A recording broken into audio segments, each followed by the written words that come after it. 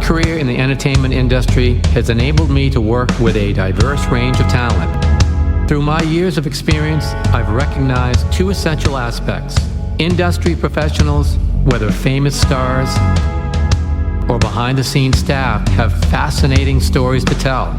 Secondly, audiences are eager to listen to these stories, which offer a glimpse into their lives and the evolution of their life stories. This podcast aims to share these narratives, providing information on how they evolved into their chosen career. We will delve into their journey to stardom, discuss their struggles and successes, and hear from people who helped them achieve their goals. Get ready for intriguing behind-the-scenes stories and insights into the fascinating world of entertainment. Hi, I'm Tony Mantor. Welcome to Almost Live Nashville.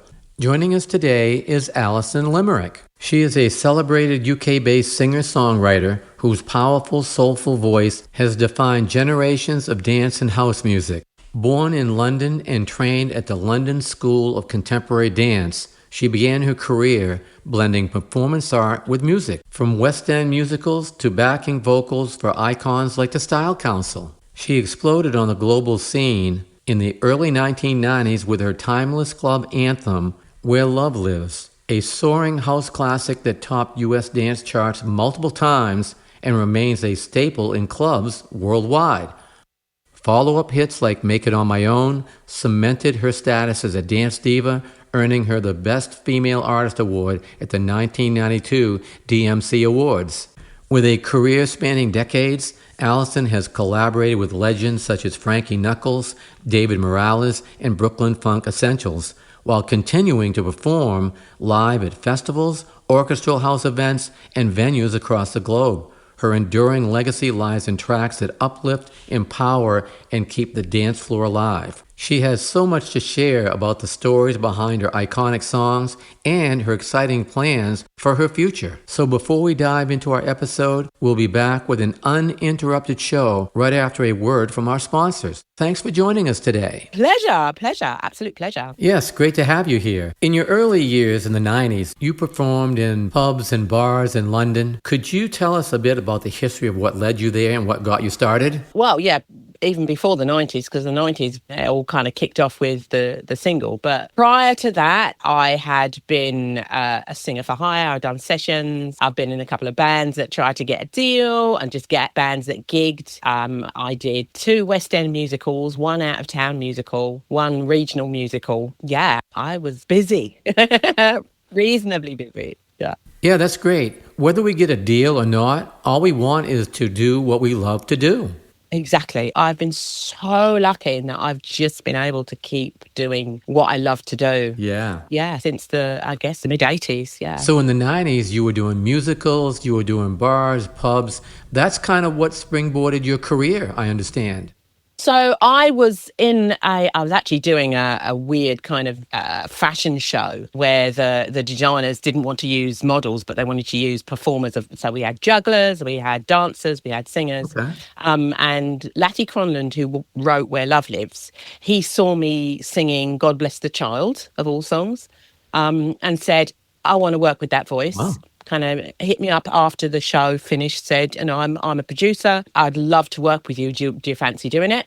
And I was like, yeah, why not? And that was about 2 years before he wrote Where Love Lives. So we did maybe 3 songs the first time I worked with him, because he lives in Sweden. And then he came back and said, I've got some more songs. And I think we did 2 more songs. And one of them was Where Love Lives. And then he kind of went off to do whatever he was going to do. And I was at that point in a West End musical. And I got a phone call from Arista Records saying, we want to sign your record. And I was like, well, I'm sorry, what record? What is this? Slightly startled and surprised because it had been months since I'd seen Latty. And meanwhile, he'd been working really hard to get it onto a table in front of an A&R guy. And Chris Cook at Arista had heard it, loved it, and decided immediately that he wanted to sign it. I think he had a bit of encouragement because I think he'd taken the demo of it to America, and Frankie Knuckles had heard it and had said, yeah, I'll remix that. That sounds great. So he came back like, we need to get the paperwork done and get it all signed off. And so that's what happened. It took a lot of time, actually. Sure. So by the time I finished, because I was signed to Starlight Express, that was my last musical for a year. So by the time it finished, about a month later, Where Love Lives was ready to be promoted. So I went straight from a West End musical to singing in clubs and, dance weekenders up and down the country. Yeah, that's a great start. Now, was this song released in 92, if I remember correctly? It was released, so we made it in 90, got its first proper release in 91. Oh, okay. Yeah, and then I think 92 the album came out. I think it was 92 the first album came out. This is so long ago. I know. I've been here in Nashville for 30 years now, and I have to think from time to time what I was doing back in 1992. Yeah, exactly. But that year was a good year for you, too. If I remember correctly, you was up for Best Female Artist for the DMC Awards. Yeah. That was lovely. That was an award show. I think that one was at the Royal Albert Hall. So it's a huge venue. Yeah. And they didn't tell me I'd won. Oh, wow. Okay. Because they said, you're just going to do it, you're just going to sing at the award show. And I'm like, oh, yeah, not a problem. And then they came out expecting to sing, me and my two dancers. And then I got dragged off to the side and said, you've won this. And I was like, oh. So then I had to sing, and my brain was just gone.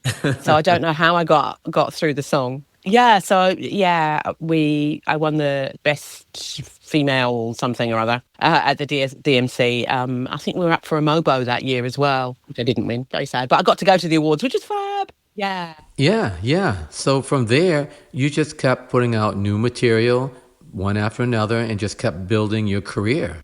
Then you kept recording, and I think it was with your fourth album that you hit top 5 and you hit gold again with Put Your Faith in Me.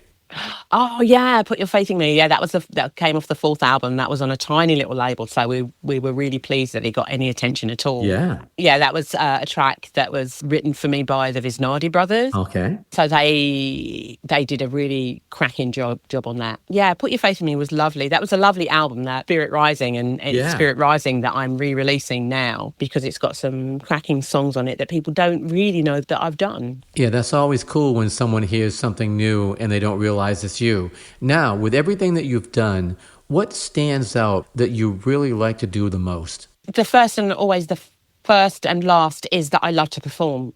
And I will be performing until my last breath, probably.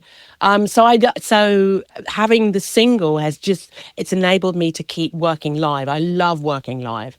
Yes, I like recording. I love working with musicians in the studio when you can be very focused on getting exactly the right sound that you want. Sure. At the end of the day, it's all as a means to an end, and that is, I am a performer. I've been on a stage since I was 15. Yeah. In one form or another, whether as a dancer or as a singer. And I have been so lucky that I've just been able to just continue to do that. So it's going to be a busy next year as well because we're going to be doing lots of live. Yeah, that's awesome. Now, I understand this year Where Love Lies has kind of resurrected itself because of an advert that's come out with a large company there in the UK. Yes. Here in the UK, there are some big institutions that every year they drop their Christmas advert into the marketplace. John Lewis is one of those. It's a very traditional kind of department store. Sure. It has stores in different parts of the country. It also has its own kind of affiliated food grocery store as well. And every year they have the Christmas advert. And sometimes they are amazing, sometimes they're emotional, sometimes they're funny. But everybody knows about the John Lewis advert. And this year, why, I don't know, but they chose my first single with Arista to be the song that gets played on their ad. Nice. So it's just been all over the TV. People have been talking about it. Yeah.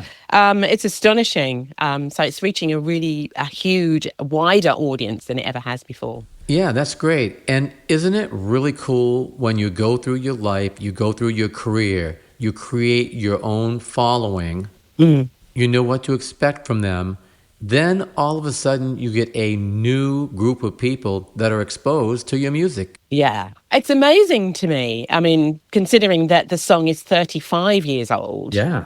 It was re-released in 96. And in fact, in the UK, it charted higher in 96 than it did when it came out in 91. Wow. So it's had a second bite of the cherry. But I thought, but that came kind of through normal channels. It was re-released. There were some remixes on it. It got played in the clubs, and then it got played on radio. Great, marvelous. Did some TV, fabulous. But this is a whole other realm of exposure. Yeah. And that everybody seems to know the song. And it's a kind of cross-generational thing, because people are looking at the advert and seeing themselves and their children in it, or they're people that grew up listening to my song in the 90s have children and they're resonating with what they're seeing on the advert. Yeah. So yeah, it's a whole new advert, a whole new kind of audience. I'm on TikTok. I didn't have an account until about a month ago, and now I'm on TikTok, and it's people say, you're trending. I'm like, I don't know what that means. I love it.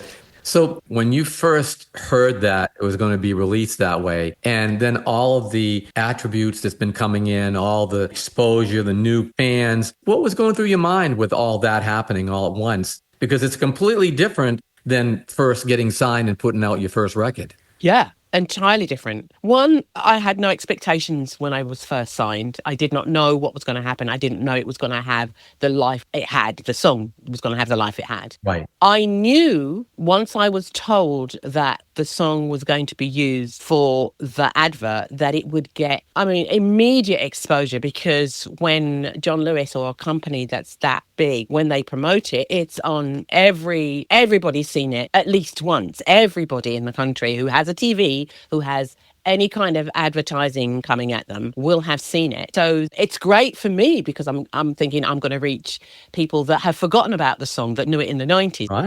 Right. But also you're out there being played not to your niche audience, not to a club audience, not to people that wouldn't necessarily like your kind of music anyway, but people that might hate it.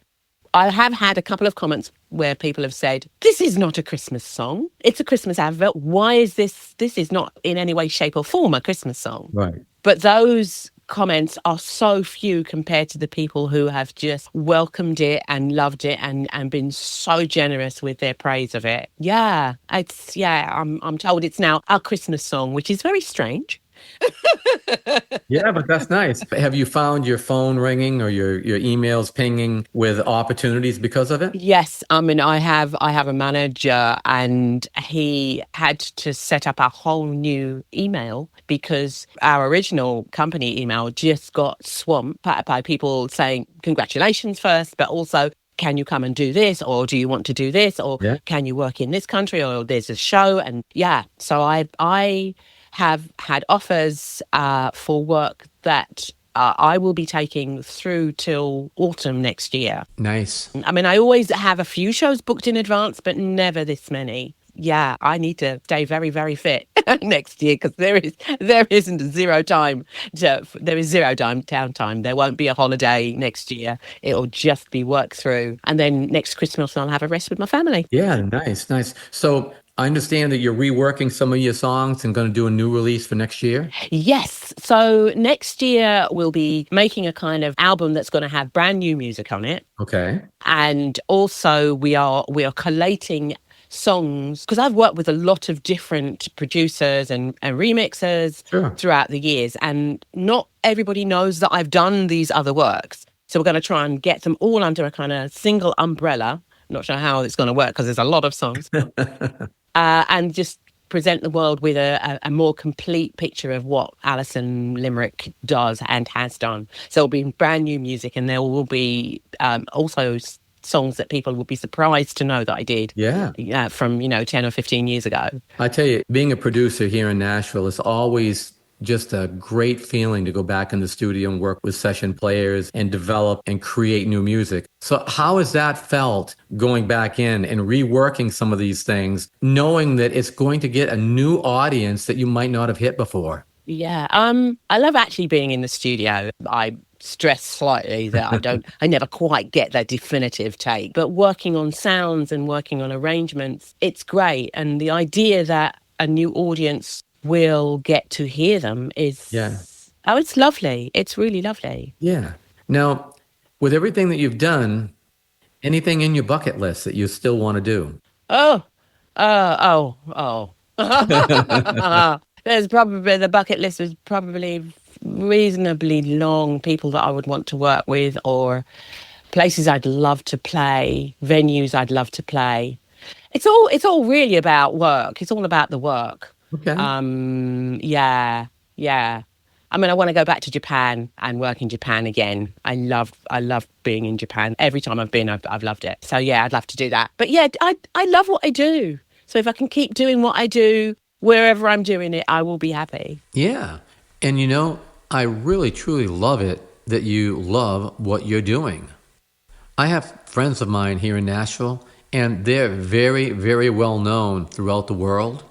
Then all of a sudden, you'll see them playing with someone, and they're not getting paid, and people are wondering why they're doing it, and it's because they love the music. Yeah. All it is they like to play, they like Yeah. to be around other musicians. They don't care what the money is, they only care that they're doing it. Yeah. That's the most important thing.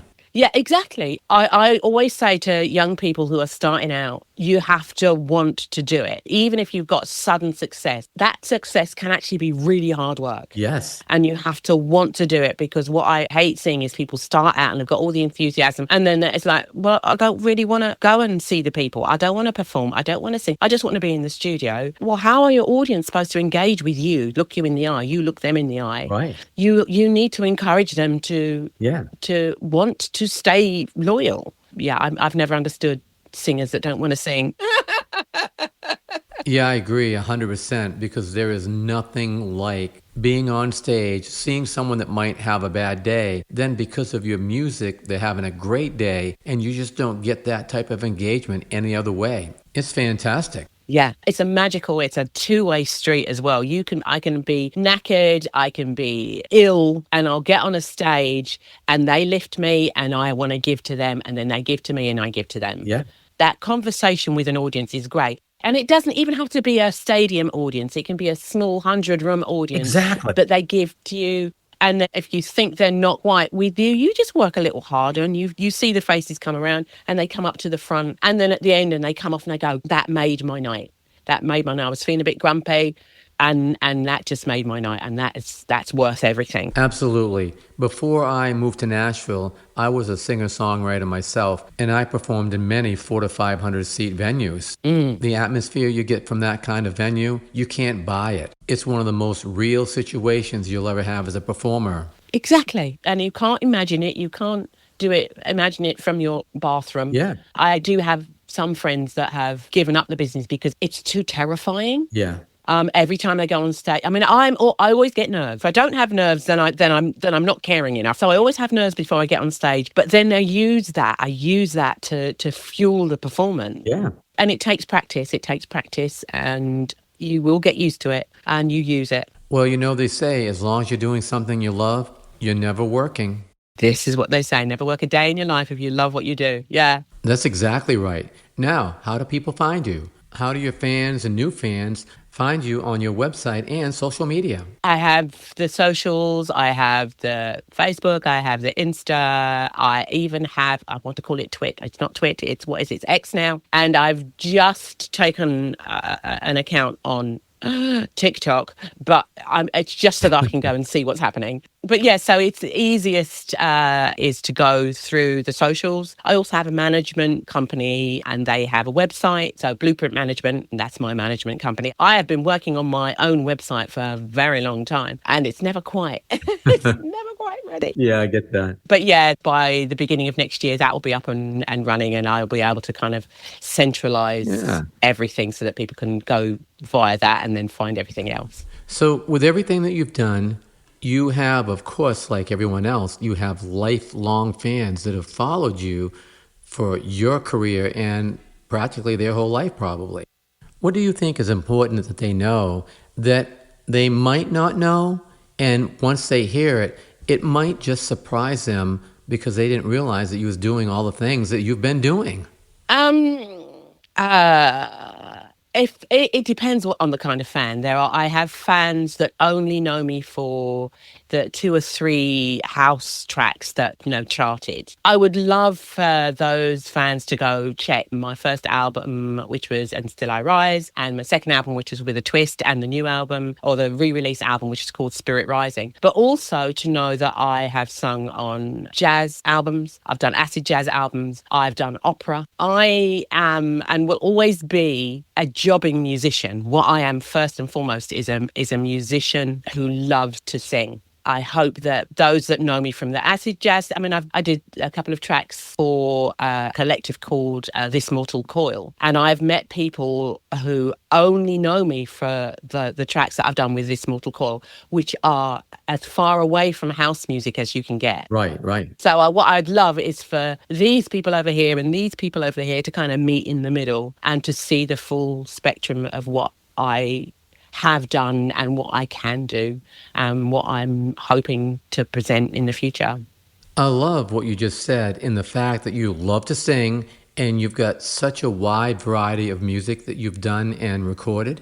With that said, looking back on everything that you've done, songwriting, singing, recording, what stands out to you? What are some of the favorite things that you've done over your career?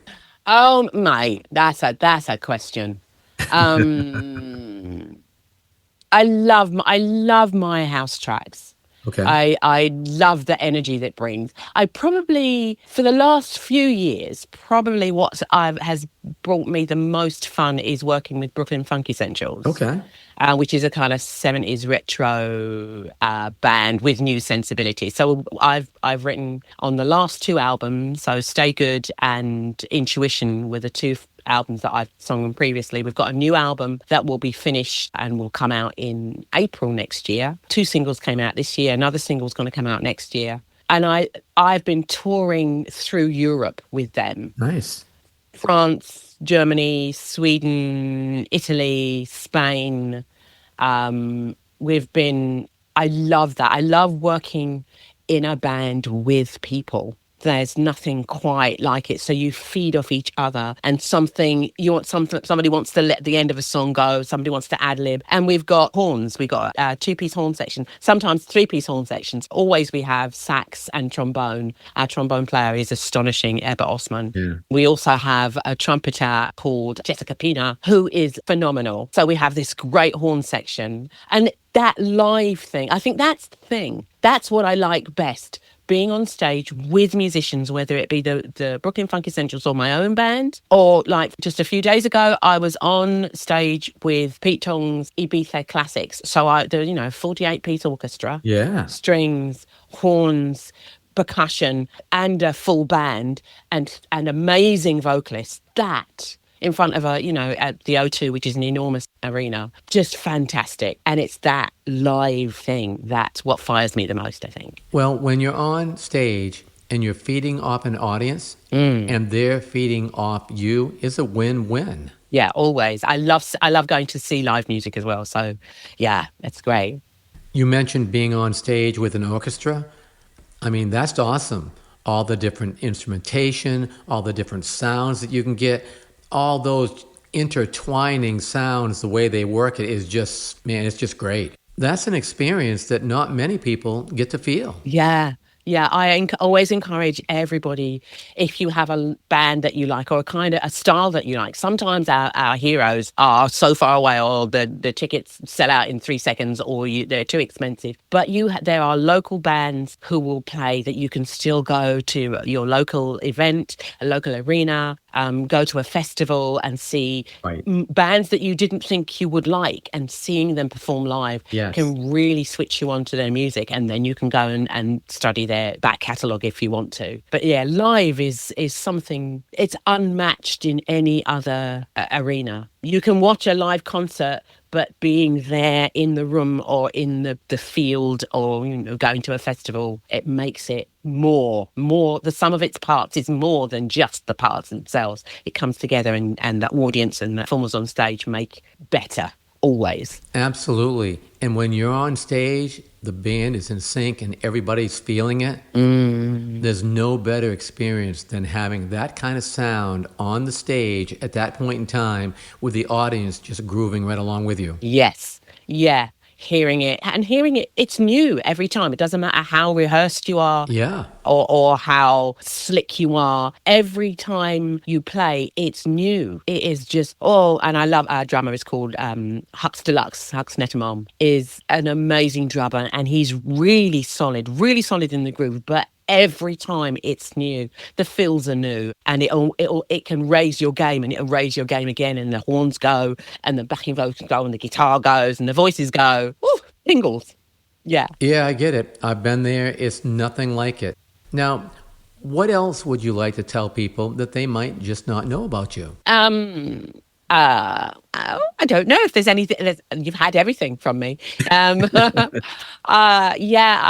love them to check out the album Spirit Rising, and if anybody's gonna pop over to England, come see us play. Absolutely. And I'm sure they would see a great show and come away with great feelings of what you do. Now, do you have a site or any place where they can see where you're going to be? Songkick has a lot of the shows. She's a website that does that. I will be posting on my socials. I always try and keep a list of what's upcoming in the next kind of couple of months. Yeah, so I will. That's the easiest way to find out what I'm doing. But again, as I say, in the new year, the website will, even if it's just got a list of where I'm going to be and what I'm going to do and who I'm playing with, I will have that up early in the new year. It's AlisonLimerick.com. Yeah, that's great. This way here, they can follow you and keep up with you on where you're going to be. Exactly. Yes.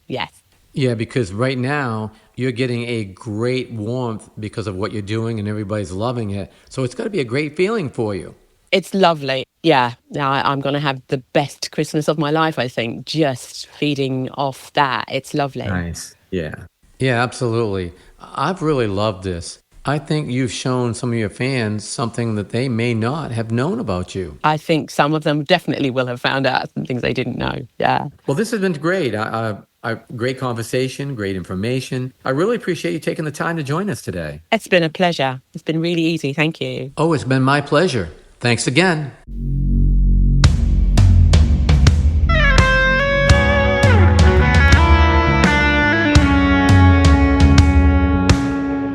Thanks for joining us today. We hope you enjoyed the show. This has been a Tony Mantor production. For more information, contact media@plateaumusic.com.